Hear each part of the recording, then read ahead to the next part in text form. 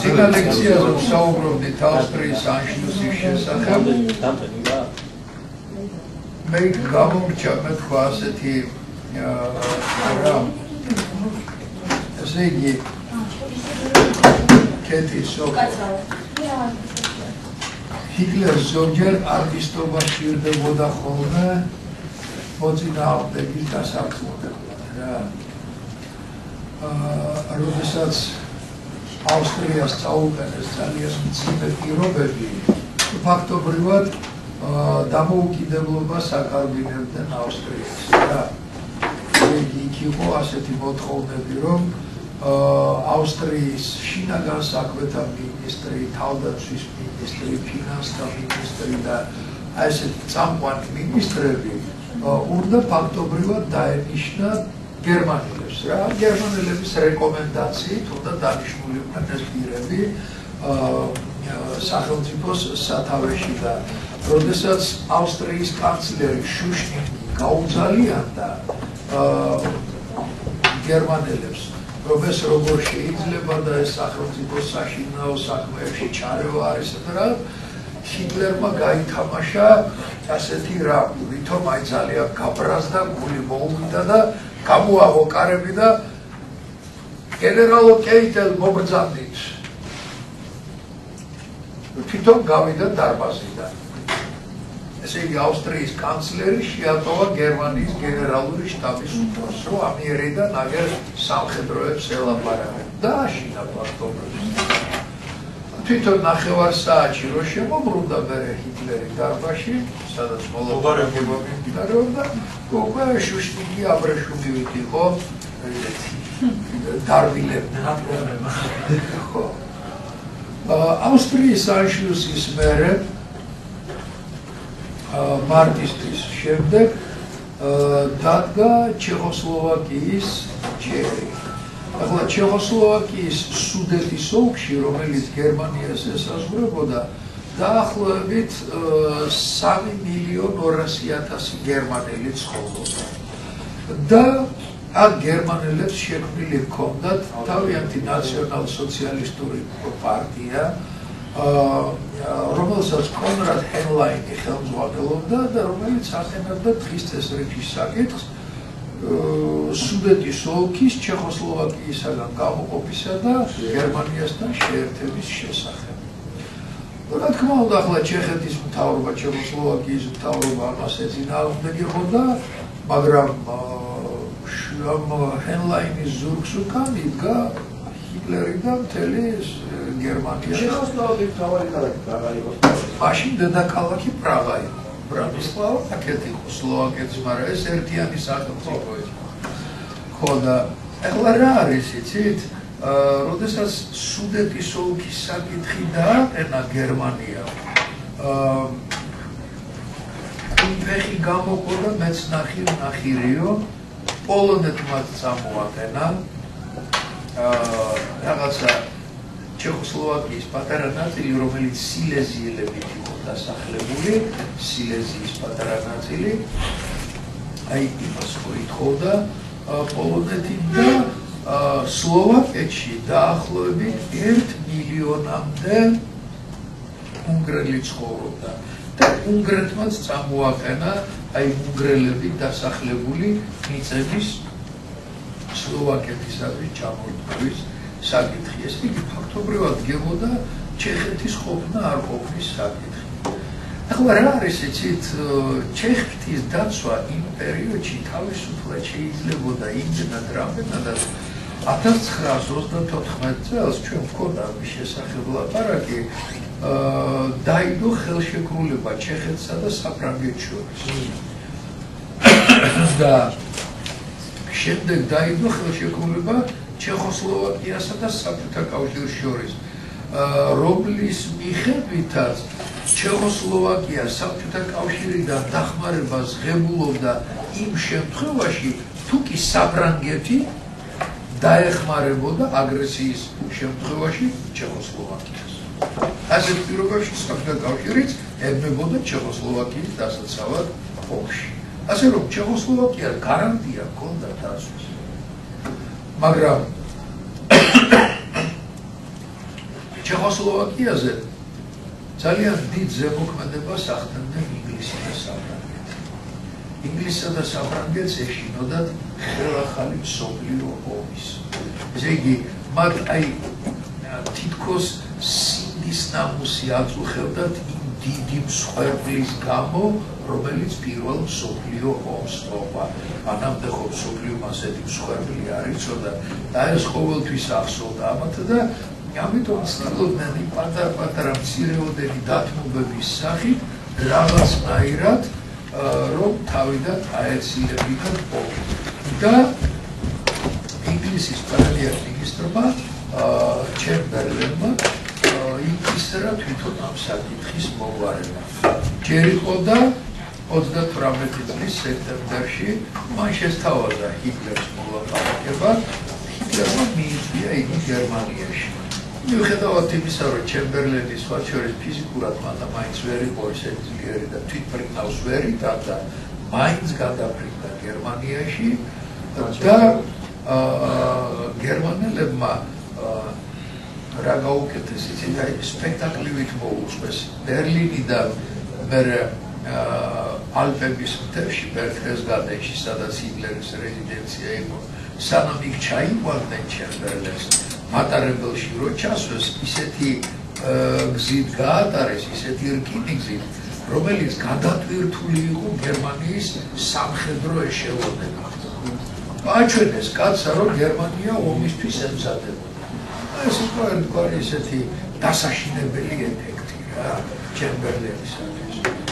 პირველი ეტაპი მოლაპარაკებისა დამთავრდა უშედეგოდ როგორც იგი ჰიტლერი შეპირდა ჩემბერლენს, რომ ის ომს არ წამოიწყებდა. და ისედაც სხვათა შორის, რომ საქმეზე მიმდარიყო, იმ მომენტში ჩეხოსლოვაკია და გერმანია არ იყო ომისათვის რაღაც წელი რომელიც თქვით 35-ია. არა, ეს არის უკვე 38 წელი. არ იყო მზად ომისათვის გერმანია, მით უმეტეს რომ მას ისევ თუ გავიხსენებთ აი ჩეხოსლოვაკია, საფრანგეთი, საბჭოთა კავშირის ხელშეკრულებას ხელახლა ორ ფრონტზე მოუწევდა ომი და ეს კიდევ გერმანელებს არ აწყობდათ. მაგრამ ჰიტლერი კატეგორიულად მოითხოვდა სუდეტის ოლქსა. მომდევნო შეხვედრა უკვე, რომელიც სექტემბრის შუა რიცხვებში შედგა, აქ უკვე ჩემბერლენს მოუწია ძალიან დიდ დათმობებზე წასვლა. ჰიტლერმა ერთ-ერთ პირველ პირობად წამოაყენა ის, რომ მოლაპარაკების დროს ჩეხოსლოვაკიის წარმომადგენლები არ დამანახოთ დარბაზში. ჩვენ თვითონ უნდა მოვაგვაროთ ეს საქმე. და მერე მოხდა კიდევ ერთი საინტერესო დეტალი, იცით, გერმანელებისაგან, ფაშისტებისაგან რა გიღა მაშინდელ ევროპას მაინც ასე თუ ისე ეჩოთირებოდა ვთქვათ ესეთი ულტიმატუმების მოსმენა და ესეთი პირობების გერმანელებმა თავიანთი პირობები, წინადადებები მიცეს მუსოლინის და თითქოს იტალია გამოვიდა შუამავლად აი ამ სუდეტის ოლქის საკითხის მოსაწესრიგებლად და ეს უკვე უფრო მისაღები აღმოჩნდა ევროპის ქვეყნებისათვის, ვიდრე უშუალოდ გერმანიის მიერ წამოყენებული წინადადებები. რაგილა ეს მუსოლინიდან მოდიოდა ჩათვალეს, რომ უფრო მისაღები არის. ჰიტლერი ის ოპოზიციური პარტია გერმანიაში არ არსებობდა. მე თავის დროზე გითხარი, ნებელერი იყო ასეთი ჰამბურგის პროტესტანტული ეკლესიის ეს და გამომდინარე აქედან არ იყო იქ. იტალიაში არც იტალიაში ერთი რამ შეიძლება ითქვას, იცით,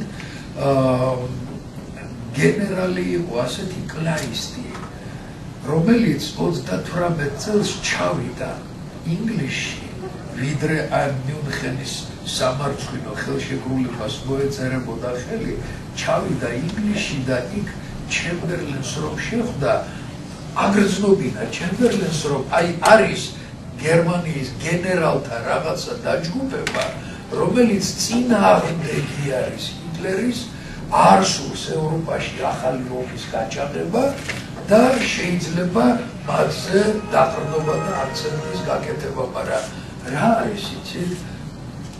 აი ჩემბერლენიცა და სხვა შორის მით უმეტეს არც ფრანგები არ იყვნენ გერმანელ გენერლებს, მაგრამ ხო, შეიძლება და ეს პროვოკაცია ყოფილიყო, თუმცა სინამდვილეში არსებობდა, იცით, გერმანიაში გენერალთა რაღაცა ვიწრო დაჯგუფება, რომელსაც უკვე ჰიტლერის ესეთი აგრესიული პოლიტიკა ხელში ჰქონდა ამოსული იმის შიშით, რომ ახალი მსოფლიო ომი არ დაწყებულა. და ამიტომაც ფიქრობდნენ სახელმწიფო გადატრიალებაზე და ვთქვათ ჰიტლერის თავიდან მოცილებაზე, მაგრამ არ დაუჯერეს არც ინგლისელებმა, არც ფრანგებმა ამ გენერალთა დაჯგუფებას. აი მუსოლინის მიერ შემოთავაზებული წინადადებების საფუძველზე მოეწყო მიუნხენში 4 სახელმწიფოს მეთაურთა შეხვედრა, ესე იგი ჩემბერლენი ჩამოვიდა მიუნხენში, დალადიე, თვითონ ჰიტლერი და მუსოლინი და 38 წლის 29-30 ნოემბერს მოხდა ხელშეკრულების ხელმოწერა, რომლის ძალითაც ჩამოაჭერეს ჩეხოსლოვაკიას სუდეტის ოლქი და გადაწეს გერმანიას და საქმე ისაა, რომ ჩეხოსლოვაკიის წარმომადგენლები დარბაზში არ შეუშვეს. დარბაზში არ შეუშვეს, ისინი გარეთ მოსაცდელ ოთახში ელოდებოდნენ თავიანთი ქვეყნის ბედი როგორ გადაწყდებოდა. შიგნით არის ჰიტლერის ერთ-ერთი მთავარი პირობა ეს იყო, რომ ჩეხები არ დამანახოთ მოლაპარაკების დარბაზში. გარეთ ელოდნენ და რომ დამთავრდა ხელმოწერა აი ამ სამარცხვინო გარიგების, ხო? და გერმანელები და იტალიელები რომ გავიდნენ დარბაზიდან, აი მერე შემოუშვეს ჩეხოსლოვაკიის დელეგაცია და ფრანგებმა და გერმანელებმა ისევე ხელი მოუშალეს, რა ვქნათო ახლა, სხვა გამოსავალი არ ვქონდო ომის თავიდან ასაცილებლად. Ну, აი ამ გარიგების ხელმოწერის შემდეგ უნებრივია ბენეში ჩეხოსლოვაკიის პრეზიდენტი გადადგა და ახალი პრეზიდენტი ჩეხოსლოვაკიისა გახდა პარლამენტმა, ჩეხეთის პარლამენტმა ახალ პრეზიდენტად აირჩია გახა. მაგრამ ეს უფრო არასდროში ჩავარდა, იმიტომ გახა იყო ასეთი პოლიტიკური მოღვაწე, მაგრამ ეს უფრო არასდროში აღმოჩნდა იმდენად რამდენადაც ერთი რომ სუდეტის ოლქი დაკარგა ჩეხოსლოვაკიამ და მეორე აგერ უკვე გათამამებულმა იმითი რომ შეიძლება ჩეხოსლოვაკიას რაღაცა წაართვა, ეგრე პოლონელებმა წამოაყენეს ტეშინის ოლქის ხელში ჩაგდების მოთხოვნები და აქეთ უნგრელებმა უნგრეთის სლოვაკეთში მცხოვრები უნგრელები დასახლებული ტერიტორიების ხელმძღვანელობის გეგმა წამოაყენესა და ბოლოს და ბოლოს გახაც იძულებული გახდა რომ დაეთმო პოლონელებისა და უნგრელებისათვის და ფაქტობრივად ჩეხოსლოვაკიისაგან რაც დარჩა, აი ის მერე უკვე 39 წელს შეიერთა და იქრო ჰიტლერმა. სხვა შორის ქართულ ენაზე არის ძალიან კარგი წიგნი თარგმნილი, ჩაინიშნეთ და თუ ნახავთ ამ წიგნს სადაც წაიკითხავთ, ბევრ რამეს საინტერესოს გაიგებთ. იყო ასეთი ინგლისელი ისტორიკოსი ლეონარდ მოსლი და აი მას აქვს ასეთი წიგნი დაკარგული დრო. ქართულად არის თარგმნილი ეს წიგნი და ეხება კარგი წიგნია, ეხება სწორედ აი ამ სუდეტის ოლქისა და საერთოდ ჩეხოსლოვაკიის ანექსიის ამბებს ფაშისტების მიერ. კარგი წიგნია, კარგი გამოკვლევა არის და კარგადაც არის თარგმნილი. ისე ამავე ამბებს სხვათა შორის ეხება ჩვენი ყოფილი საგარეო საქმეთა მინისტრი იყო ალექსანდრე ჩიკვაიძე, ის თავის დროზე ჯერ კიდევ საბჭოთა პერიოდში მუშაობდა ინგლისში, საბჭოთა საელჩოში და მე დღესაც გელაპარაკებ, ყოველ 30 წელიწადში ერთხელ იხსნება ხოლმე ესეთი რა ქვია ფონდები ამა თუ იმ დაწესებულების და მასალები ბარდება არქივს, რომელთა თავისუფლად გამოყენებაც შეიძლება და აი როგორც კი გაიხსნა ლორდ ბატლერის არქივი, ბატონი საშა ხელად დაეპატრონა იმ ლორდ ბატლერის არქივსა და იმის საფუძველზე დაწერა თავის მერე სადოქტორო დისერტაცია, მაგრამ წიგნი არის რუსულ ენაზე გამოცემული. ესე იგი, ინგლისის კაბინეტის საგარეო პოლიტიკა აი 30-იან წლებში და ისიც ეხება ძირითადად აი ამ ჩეხოსლოვაკიის დაპყრობის საქმეს. გარდა ამისა, ჩვენს ელექტრონულ ვერსიაში საკმაოდ ორცლათა გვაქვს ჩვენ გაშუქებული ეს მომენტი და იქაც შეიძლება ნახოთ ამის შესახებ. ოკეი, ჯერ კიდევ პრეუმერატი რომ იყო, მაშინ მოიწვიეს იგი საგარეო საქმეთა მინისტრი.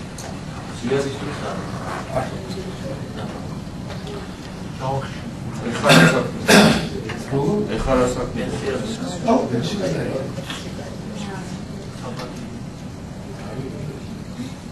შემდეგში უკვე ჩეხოსლოვაკიის მერე აღარავითარ ეჭვს აღარ იწვევდა ის რომ დგებოდა პოლონეთის ჯერი. და პოლონეთის ჯერი რომ დგებოდა, ეს გერმანია, ფაშისტურმა გერმანიამ ევროპელებს მიახვედრა რითი. მოითხოვა პრუსიასთან, ესე იგი, შესაერთებლად დანციგის დერეფანი. დანციგი მოგეხსენებათ, თავისუფალი ქალაქი იყო, მაგრამ აი იქამდე რომ მისული გერმანელები რაღაც დერეფანი, რაღაც ტერიტორია ჭირდებოდა პრუსიასთან მისასვლელად. გარდა ამისა, სხვა შორის აი ამ პერიოდში ერთი ძალიან საინტერესო იურიდიული კაზუსი წარმოიშვა, იცით? 1923 წელს, როდესაც გერმანია დასუსტებული იყო ძალიან, მაშინ ბალტიის ზღვის პირა ნავსადგური მემელი, დღევანდელი კლაიპედა რომაა, ლიტვის ნავსადგური, აი ის ლიტვამ შეიერთა 1923 წელს. მაგრამ ეს მემელი და მისი მიდამოები გერმანელებით იყო დასახლებული. 1939 წელს ჰიტლერმა კატეგორიულად დაუსვა ლიტველებს საკითხი. იქა თუ არა დაგიბრუნეთ გერმანელებით დასახლებული ეს ქალაქი. ახლა ლიტვას რისი თავი ჰქონდა მაშინ, რა პატარა სახელმწიფო რაღაცა და ამგადა დაუთმო თავისი ნებით მემელი ფაშისტურ გერმანიას გადასცა. ახლა 45 წელს, 1945 წელს, ომი რომ დაამთავრა მეორე მსოფლიო ომი, საბჭოთა კავშირმა დაიბრუნა ესა და ლიტვას, რომელიც საბჭოთა რესპუბლიკა იყო, დაუბრუნა ეს მემელი კლაიპედას სახელწოდებით და დღეს ლიტვის შემადგენლობაში შედის. მაგრამ აქ მოხდა ახლა ასეთი რა, როდესაც საბჭოთა კავშირი დაიშალა, რუსეთმა მოსთხოვა ლიტვას. ეს ქალაქი. თქვენ ხო თქვენი ნებით გადაეცითო ჰიტლერს ეს ქალაქი. მე გავანთავისუფლეო. და გადმოგეცით დროებით. ახლა დამიბრუნეთ ეს არის მაგაში რაღაცა. არის ლოგიკა თქონდა. ნუ არის იმსჯელეთ ახლა. საერთაშორისო სამართალს თქვენ ასწავლოთ და რაღაცა და არის ლოგიკა თუ არა. არის თვითონ ხო დაიბრუნა საბჭოთა კავშირი. თვითონ არის ლიტვა. მაგას ვამ ტერიტორია იყო ის ლიტვა და იქაც საბჭოთა დაუბრუნა. საბჭოთა კავშირი ამერიკა რა დაგვიბრუნა საფხაზეთი მაგას მოვიცე და სავალა. ქართველებს ვზუათ, ქართველებს დაიბრუნა ჩვენი.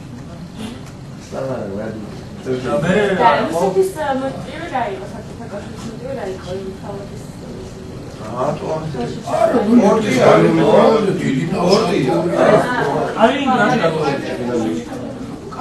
კალინინგრადი ეგ მოკავშირეების შორის მოლაპარაკებების შედეგი გახდა იალტისა და პოცდამის მოლაპარაკებების, რომ მომავალში პრუსიის ტერიტორია აღარ გამხდარიყო, ხო პრუსიის გენის პრუსიის დედაქალაქი, ხო აღარ გამხდარიყო, თქვათ აგრესიულობის გერმანული. ეხლა რა აქვს პრეტენზია გერმანიას?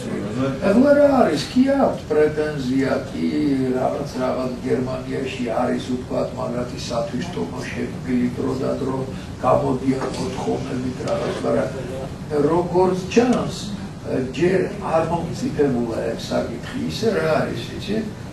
ნუ როგორც ხედავთ ცალკე ისეთი ეს არის ანკლავი არის ეს კალინინგრადის ოლქი, ჯერ თავისთავად სამარცხვინოა კანტის სამშობლოს კალინინგრადიას ხო? და მეორეც გამოყოფილია ავტონომია რუსეთისა არა ავტონომია არა რუსეთისაგან გამოყოფილი არის ლიტვი. რუსეთი რომ ჩავიდეს, იქ უნდა გაიაროს ბელორუსია, ლიტვა და ისე უნდა ჩავიდეს კალინინგრადი.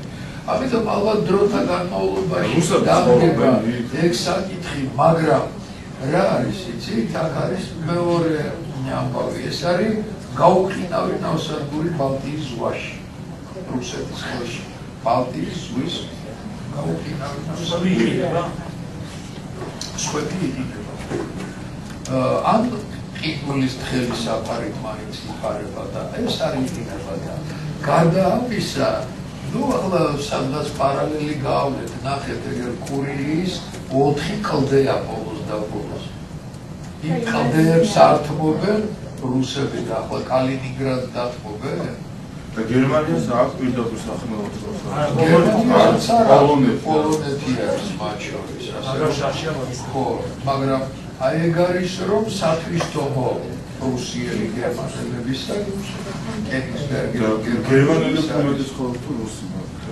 დღეს რუსები ცხოვრობენ რა თქმა უნდა. დღეს რუსები ცხოვრობენ თუ გერმანელები, მაგრამ რა არის იცი?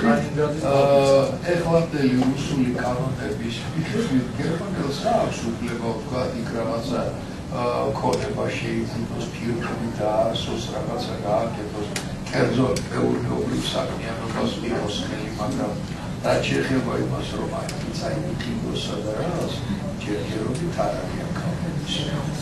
ისე გაისმა თითო ორჯერ გაისმა ხმა, რომ აი კენიგსბერგი, კალინინგრადი შეიძლება ვთქვა გერმანიას დაუბრუნდეს და რაღაც. იყო ამაზე.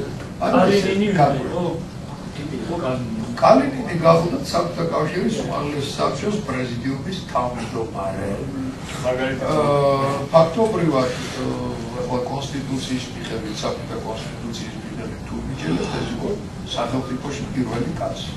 მაგრამ ფაქტობრივად არაფერი უფლება არ ჰქონდა უმაღლეს საბჭოს პრეზიდიუმის თავმჯდომარეს.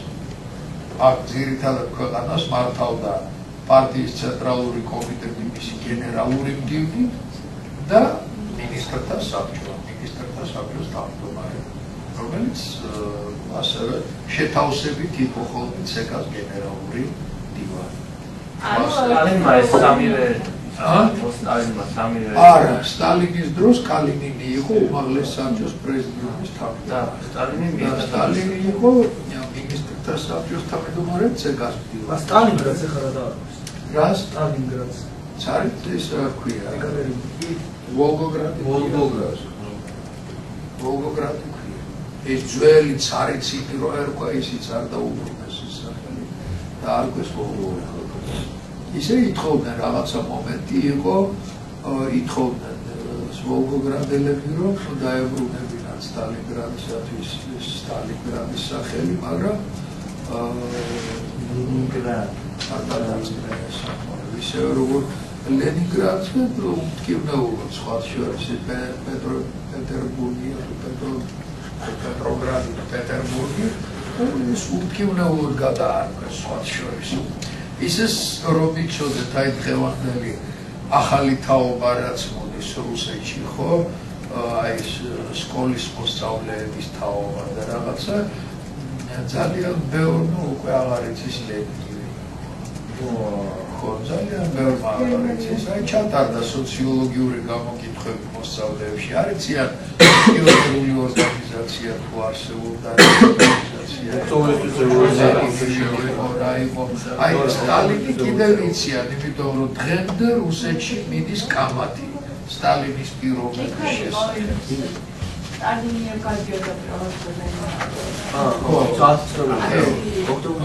იგი სტალინი ასე თუ ისე ესოთ ჯერ ის, მაგრამ აი სხვები უკვე საერთოდ დავიწყება სამიცემული და თავისი ისტორიაც მანდა მაინც უკვე კარგად არიციან, მით უმეტეს ეხლა ხელს დუმაში შეტანილი იყო განათლების შესახებ კანონპროექტი, სადაც ითხოვდნენ, რომ საგნები მაღალ კლასებში არჩევითი ყოფილიყო და აი იქ არჩევით საგნებში, ძირითად საგნებში არ შედიოდა ისტორია და ესეთი რაღაცა. არა დაუბრუნდეთ ისევ ჩვენსას, ესე იგი ჩეხოსლოვაკიის შემდეგ, როგორც გითხარით, იდგა პოლონეთის საგნი და პოლონეთთან ინგლისმა და საფრანგეთმა ჩეხოსლოვაკიის ამბავი რომ არ გამეორებულიყო, დადეს ხელშეკრულება ურთიერთდახმარების შესახებ. მაგრამ ამ ხელშეკრულებამ ჰიტლერი ვერ შეაჩერა. ის ჩეხოსლოვაკიის ამბების დროს მიხვდა, რომ დასავლეთი ომის დაწყები არ იყო მის წინააღმდეგ. ახლა ვიდრე პოლონეთის ამბები განვითარდებოდა, მანამდე ახლა საბჭოთა კავშირმა რამდენჯერმე წამოაყენა წინადადება, ვთქვათ, აგრესორის ალაგვასთან დაკავშირებით. მაგრამ არ უნდა დასავლეთის ქვეყნებს საბჭოთა კავშირი ევროპულ პოლიტიკაში ჩაერთოს და ამიტომ მის წინადადებებს უყურადღებოდ თორემდნენ, მაგრამ ჩეხოსლოვაკიის ამბების შემდეგ, როდესაც ჩეხოსლოვაკია გადაყლაპა ჰიტლერულმა გერმანიამ, აი ამან გამოიწვია საზოგადოებრივი აზრის ერთგვარი აღშფოთება დასავლეთ ევროპაში, რამაც აიძულა ინგლისი და საფრანგეთი, რომ მიეღოთ რაღაცა წინადადებები საბჭოთა კავშირისაგან და დაეწყოთ მოლაპარაკება აგრესორის ალაგვასთან დაკავშირებით. 39 წლის მარტში დაიწყო მოსკოვში ასეთი მოლაპარაკება.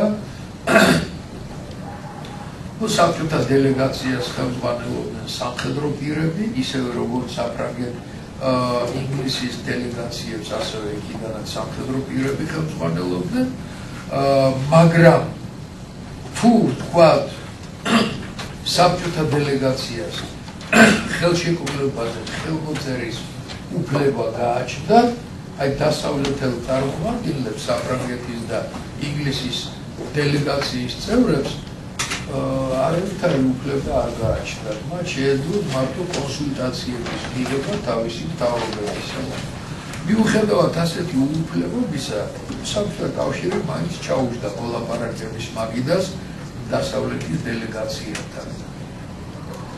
საქმე ისევ და ისევ აი პოლონეთის გამო ჩიხში მოექცა. ახლა რაშია საქმე? დასავლეთის ქვეყნებს იმედი ჰქონდათ, რომ ვინიცობა ვთქვათ რაღაცა ატყდებოდა, ომი ატყდებოდა, აგრესორს ალაგვავდნენ საბჭოთა ჯარების დახმარებით, მაგრამ საბჭოთა კავშირს უშუალოდ ვთქვათ შეხების წერტილი საზღვარი გერმანიასთან არ გააჩნდა. მათ შორის იყო პოლონეთი.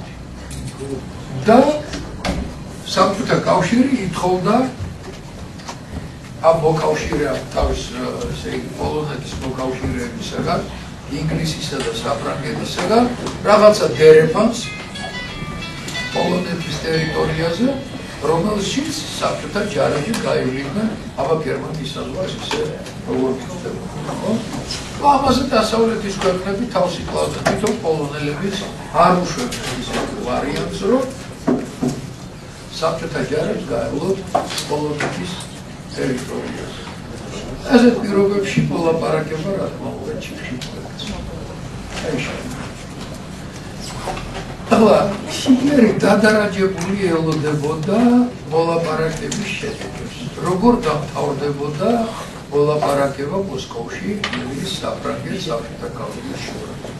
და როგორც კი გაიგო რომ მოლაპარაკება ჩიხში შევიდა ტელეგრამა აფრინა სტალინთან მინდა თავდაუსხმელობის ფაქტის დადება და სასტრაფოდ მაცნობე თანახმა ქართუა ახლა წარმოიდგინეთ საბჭოთა კავშირის ამბავი იზოლირებულია მთელი დანარჩენი მსოფლიოსაგან არავინ არ ეკონტაქტება არავინ მას არაფრად არ აგდებს და პირიქით ეგერ ემუქრებია აგრესიით ომით და აგერ ის პირველი აგრესორი ვინც არის ის თავაზობს დახმარების ხელს ესე თავდაუსხმელობის ფაქტს უნებრივი ახლა სტალინი მაშინვე დათანხმდა ამ ამბავს იმიტომ რომ შეხედა ინგლისი და საფრანგეთი არ მოდიოდნენ ხელშეკრულების დადებაზე საბჭოთა კავშირში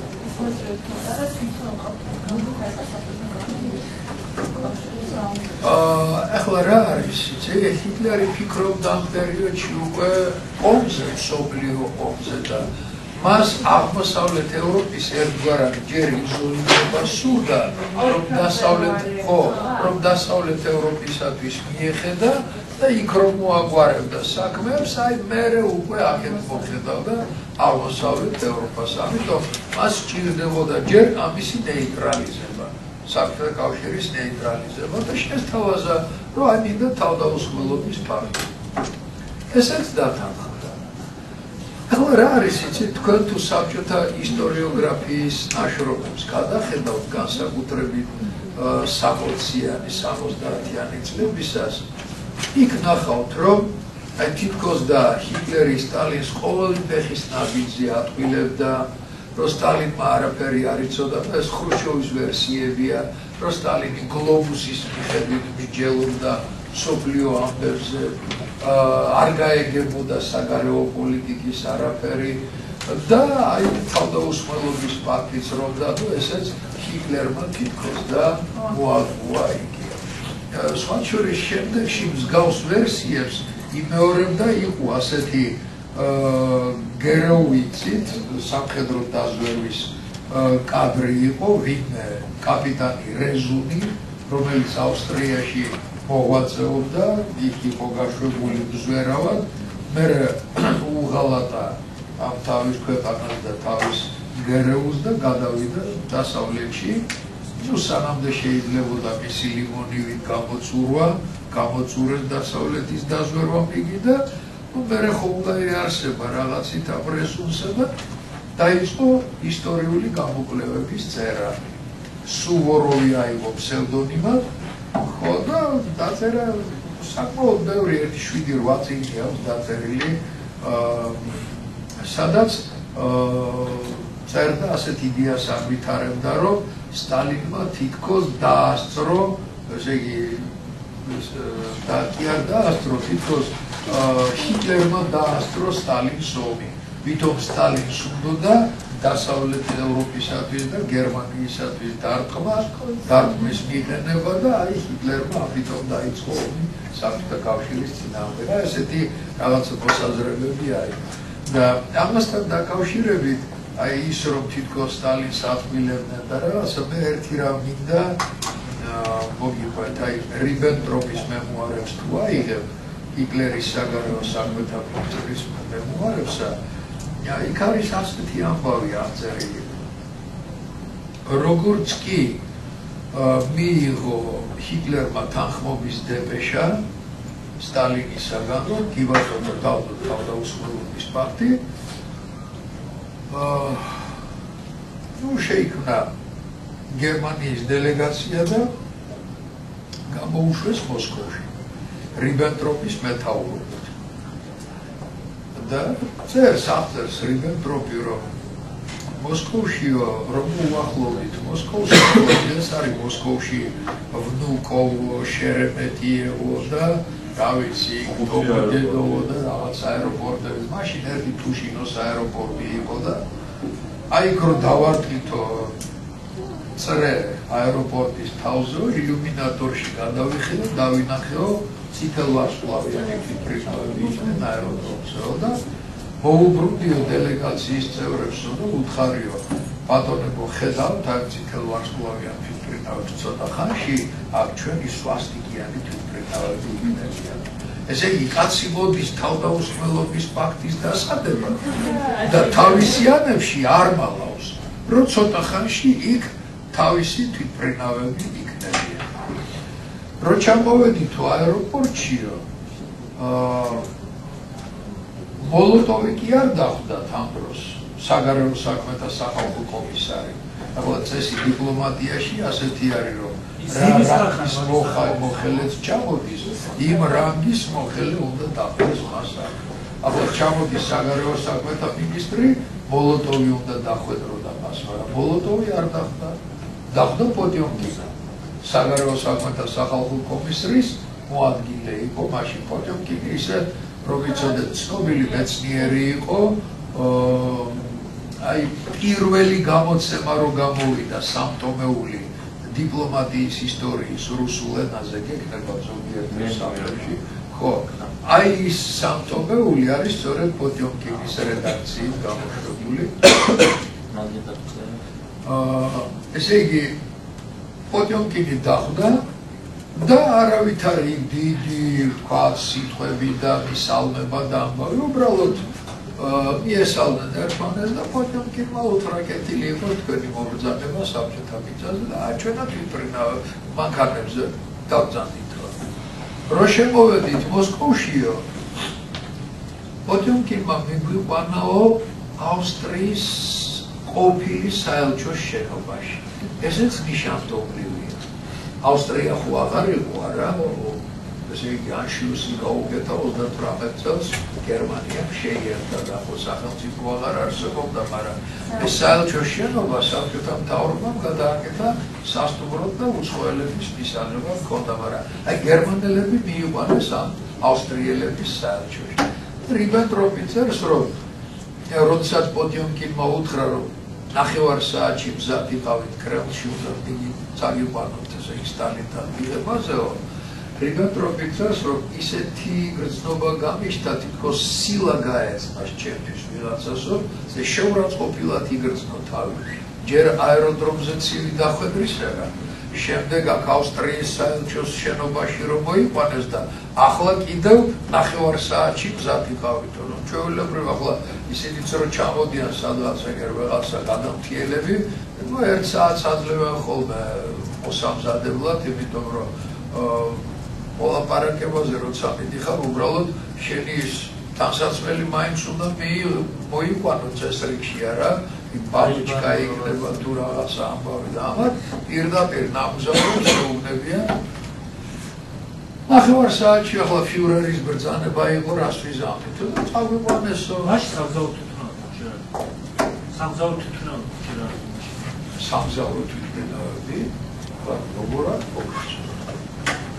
არის უბრალოდ ისეთი კომფორტული არისო, როგორც ახლა არის, როგორ არისო და თან იყო პატარა 10 მილიონი 12 მილიონი. კრემლში მიგვიყვანეს, შევიყვანეს მოლოტოვის კაბინეტში. წერს რიბენტროპი, აქ ერთი 10 წუთი ველოდეთ სტალინს. დააბრიანა სტალინმა.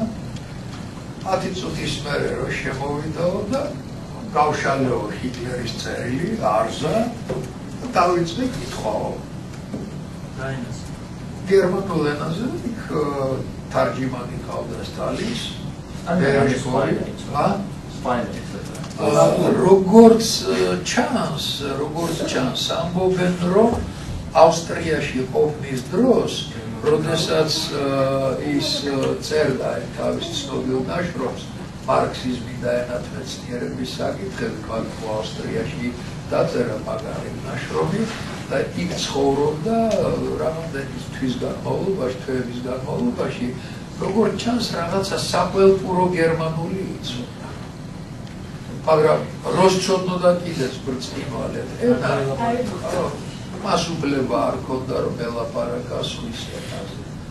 ეს ჩვეულებრივი წესია. დღესაც ახლა ჩვენმა მიშა სააკაშვილმა ამ სხვა ქვეყნებში პრეზიდენტმა როგორც არ უნდა იცოდეს, ვთქვათ, უცხო ენა, მან თავის მშობლიურ ენაზე და ლაპარაკობს.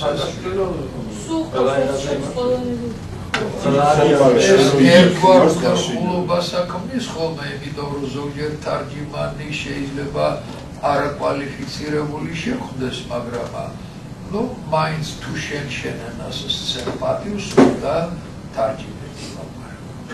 და მე უკვე ახლა შინაურული საუბარი უჰალს თუ ხო შეხვედრას რომ ეძახიან, ხო? აი შეიძლება უკვე ილაპარაკო იმ ენაზე, რა ენაც ძალიან კარგად იცით, თუ კი იმანაც იცის ის ენა. ოფიციალური მოლაპარაკების დროს უნდა მიმდინარეობდეს შენ სახელმწიფო ენაზე მოლაპარაკება.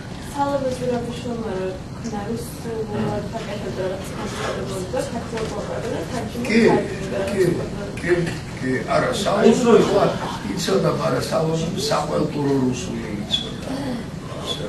კარგად არ იცოდა ისე რუსულისი არ იცოდა, რომ ვთქვათ, Лавровთან გამართულად ლაპარაკი. Товарищ Лавров, я хочу тебе сказать, что... Чимоშვილი. კი, იმ ქართული არ იცოდა. არა, ქართველი იყო კი ბატონო. კი ბატონო. არა, რუსეთში დამარცხებული კომუნიკაცია. მაგისი ბიძა იყო ჯავახიშვილში რექტორი. დათიკო ჩხიგვიშვილი იყო რექტორი. ხო, აი ამ ჩხიგვიშვილი. ხო, და როდესაც ესე იგი დავიწყე კითხვაო რიბენტროპის თავის მემუარებში, იქნებ პური ამას ვერ წაიკუთავ სხვა. რომ მივედი იმ ადგილზე, სადაც ჰიტლერი წერდა რუსი და გერმანელი ხალხის მეგობრობის შესახებ, სტალინმა პეტრი მოძრაობით გამაჩნია კითხვა და მითხრა, რომელ ძმობასა და მეგობრობაზე ლაპარაკობთ, როცა ჩვენ ვიცით, რომ დღეს თუ ხვალ თქვენ ომს დაიწყებთ. ამას წერს რიბენტროპი. და ამის მერე ზოგიერთ აი საბჭოთა ისტორიკოსს ენა და კალამი მოუტრიალდა დაწერა რომ სტალინმა არაფერი არ იცოდა და ატყუილებდა ჰიტლერს. ანუ რას უპასუხებდა? დუმილის უყურებდა. რას უპასუხებდა? ყოველ შემთხვევაში ახლა ორივე მხარე დაინტერესებული იყო ამ თავდაუსმელობის ფაქტით და ორივე მომჯობინა ენისათვის კბილის დაჭერა და რაც ჰქონდა დავალებული იმ ხელშეკრულების ხელმოწერა. იქ ძირითადად განიხილებოდა ჰიტლერელების თავდასხმა პოლონეთზე. ხო, არა, ერთი წუთი მანდ იყო საზღვრის დადგენა. თავდაპირველად აი მოლოტოვ-რიბენტროპის პაქტში იყო რა ნათქვამი, სად უნდა გასულიყო საბჭოთა კავშირ გერმანიის საზღვარი პოლონეთის უთქვა განაწილების პირობებში. თქვენ რომ ის რუკა ნახოთ, ესე იგი განაწილებული არის ხაზი ასე და რიბენტროპი აწერს რუკას ხელს და სტალინის ხელმოწერა 80 სანტიმეტრის სიგრძისა არის რუკაზე. საზღვარი დაადგინეს და საზღვრის დადგენის შემდეგ ესე იგი იქ არ გადაწყვიტა არც ბალტიისპირეთის საკითხი. ბალტიისპირეთის საკითხი ასეთნაირად ითქვა, რომ ლატვიასა და ესტონეთს გერმანია დაუთმობდა საბჭოთა კავშირს, აი ლიტვას არა. დასავლეთ უკრაინა, დასავლეთ ბელორუსია ეს უნდა ყოფილიყო საბჭოთა კავშირის ხელში აღმოსული. რაც შეეხება ბესარაბია, რომელიც რუბინეთმა 1918 წელს მიიტაცა სამოქალაქო ომი, როცა მიმდინარეობდა რუსეთში ოქტომბრის გადატრიალების შემდეგ, აი იმ საკითხზე ცალკე იმიჯერებდნენ. თუმცა იქაც გერმანია წინააღმდეგი არ იყო, რომ საბჭოთა მხარეს ის შემოერთებინა ის პროცესი.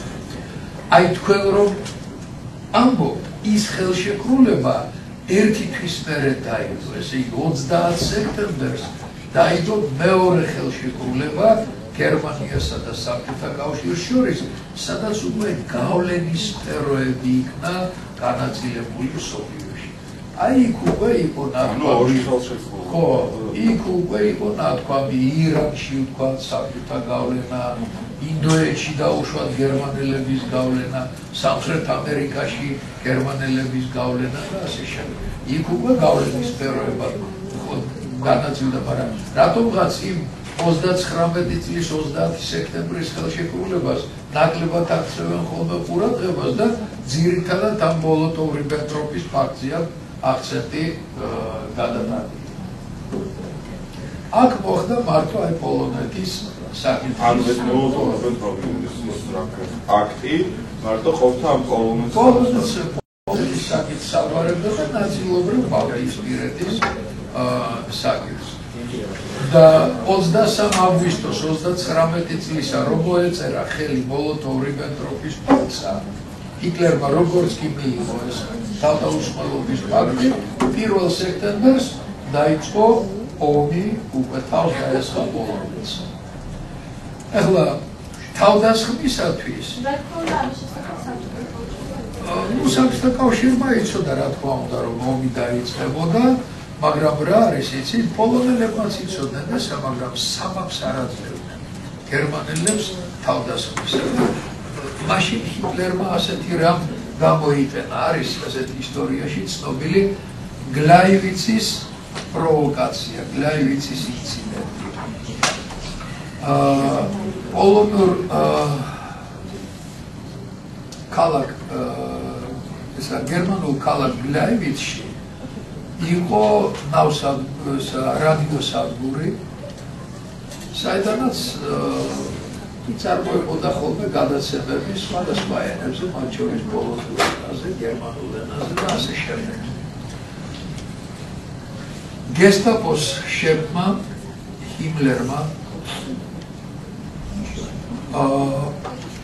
გერმანიის ციხეებიდან გამოიყვანა დაახლოებით 30-მდე პატიმარი, სიკვდილის ჭილი, გადააწვეს მათ პოლონური ჯარისკაცის, პოლონელი ჯარისკაცების დასაცმელი, მიცეს პოლონური ავტომატები და დილით შეუშვეს ამ გლაივიცის რადიოსადგურში, იმ დროს როდესაც გერმანულ ენაზე მიმდინარეობდა გადაცემა. მიკროფონების, ჩართული მიკროფონების წინ დააკუხეს ეს ავტომატები, ატყდა სროლა, კაკანი რაღაცა, მერე დამტვრევულ გერმანულ ენაზე, ვითომ ამას პოლონელები აკეთებდნენ, გადაიცა გერმანელი ხალხის გინება, ლანძღვა ამბავი და გაითიშა მერე მიკროფონი.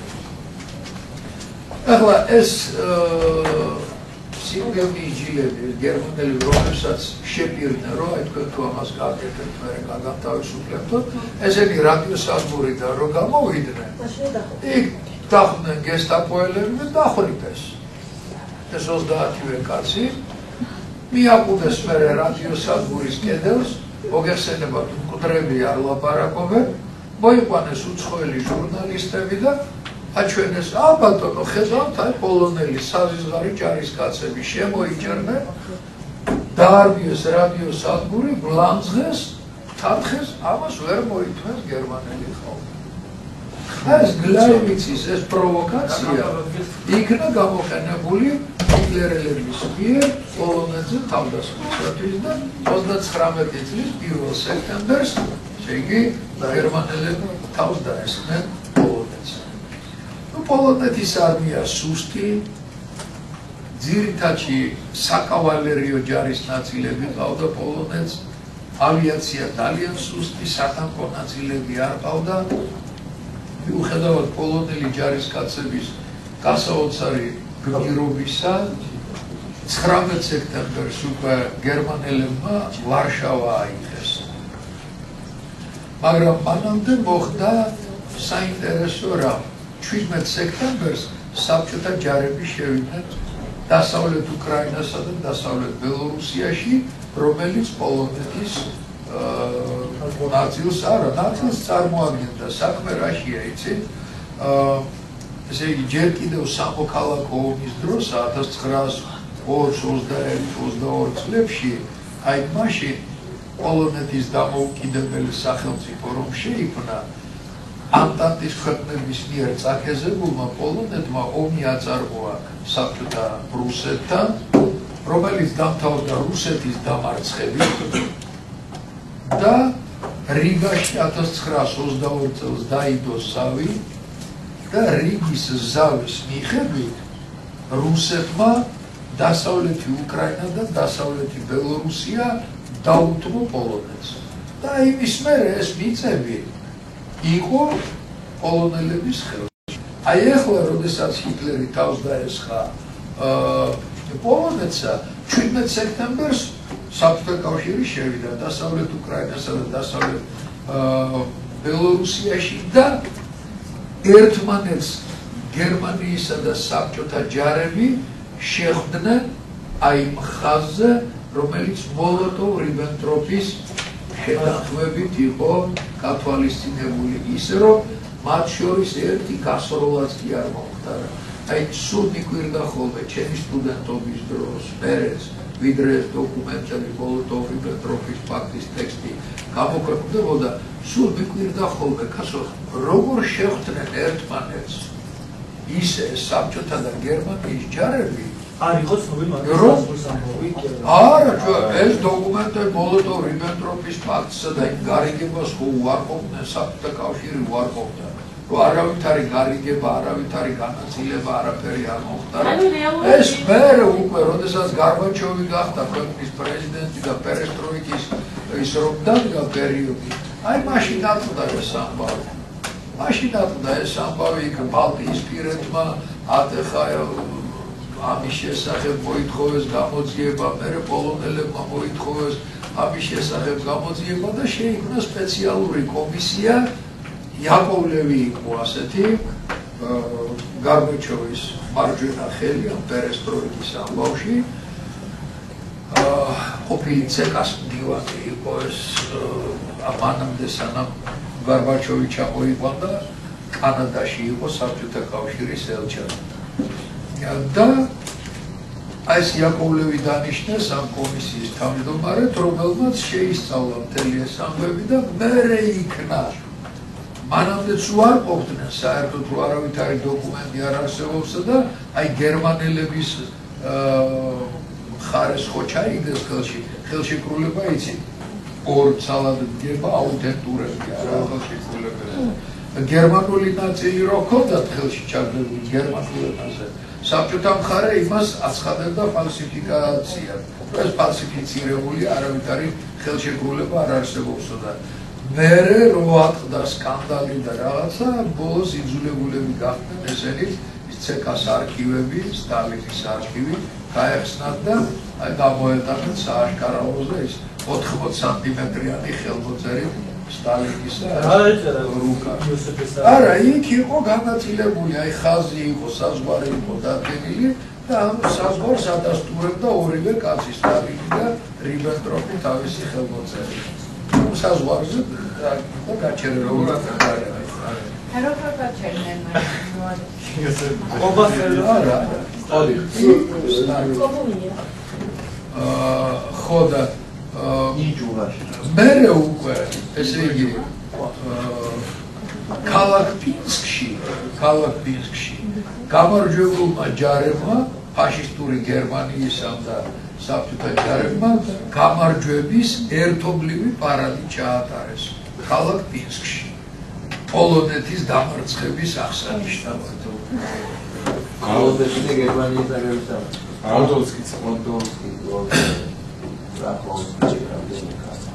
აი ასე დამთავრდა ესე იგი. ხო, ეხლა რა არის, როდესაც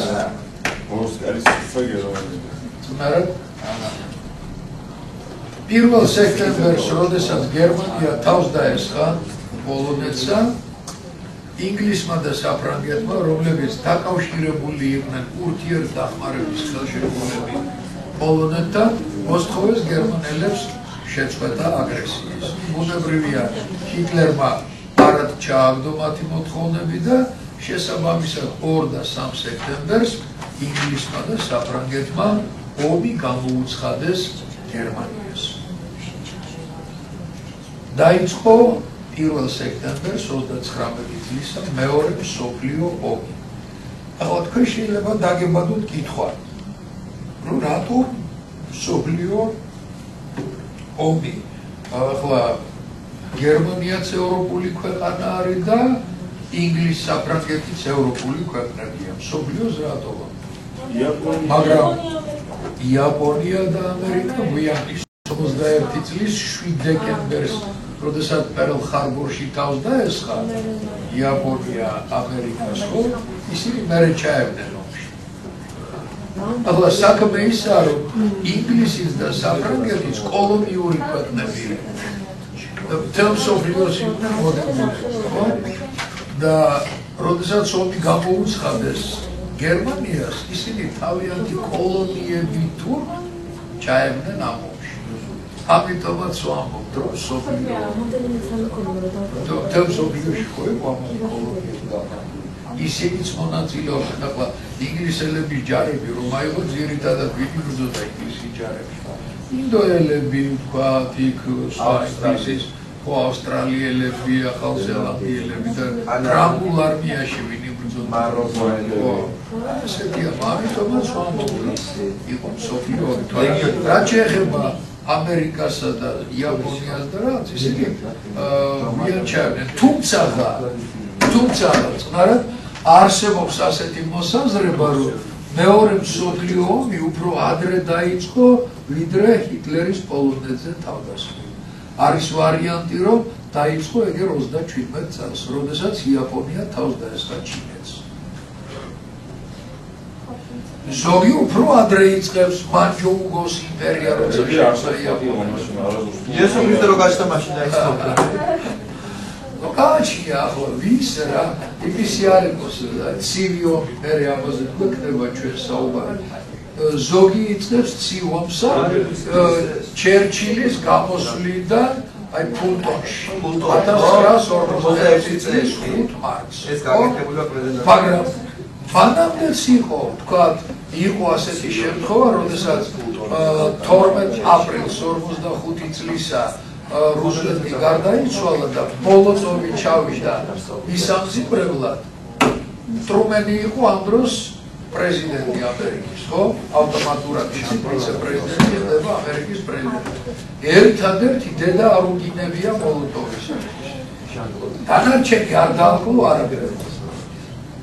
სამძიმარზე ჩასულ მოლოტოვს ტრუმენმა. ზოგი აქედან იწყებს ციოს, მაგრამ ზოგი უფრო შორს მიდის. აი, როცა ხდება მსოფლიო გამოფა ორ იდეოლოგიურ ბანაკად, ოქტომბრის გადატრიალების მერე 1917 წლის მერე ზოგი იქიდან იწყებს. ცივი როგორ იყო, ცხელი დაიწყო მერე და ეგეთი ცხელი არ ყოფილა არასდროს. საერთოდ ერთი რამე არის, ცივი ომი არის, მაგრამ ცივ ომში არის პერიოდები, როდესაც შეიძლება იგი გადაიზარდოს. აი მაგალითად კარიბის კრიზისი 1900 არ გადაიზარდა, მაგრამ კარიბის მოსპეკლები. ეგრო დაწყებული იყო მას. არა, საერთოდ შეიძლება აღარ წამოყვანილ.